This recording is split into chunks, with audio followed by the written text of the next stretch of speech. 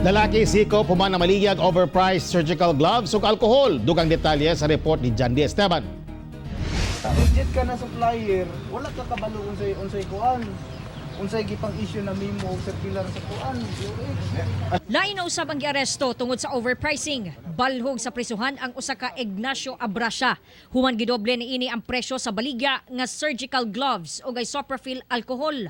Gilusad ang entrapment operation batok sa suspect sa Tulip Drive, Matina, Davao City. Napalit matud pa online sa mga operatiba sa CIDG ang kada usa sa 100 ml sa isopropyl alcohol sa kantidad nga 60 pesos ang matag usa. Ubos sa 36 pesos lang unta ang suggested retail price ni ini.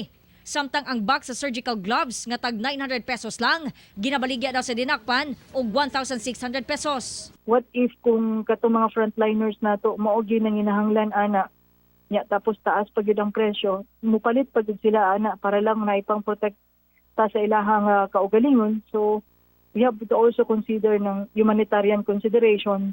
Nasakmit gikan sa suspect ang 150 kabuok nga 100 ml alcohol og 8 ka box sa surgical gloves. Midumili na sa paghatag og pahayag ang dinakpan. Violation of Republic Act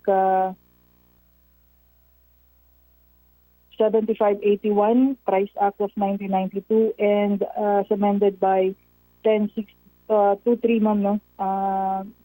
So, kini siya ang iyahang atubangon. Sa unom ka operasyon nga gilusad sa CIDG sa Davao City, 15 ka tawo na ang ilang nadakpan tungod sa overpricing. Kauban si Mel Colmenares sa kamera. Ako si Jandy Esteban para sa One Mindanao.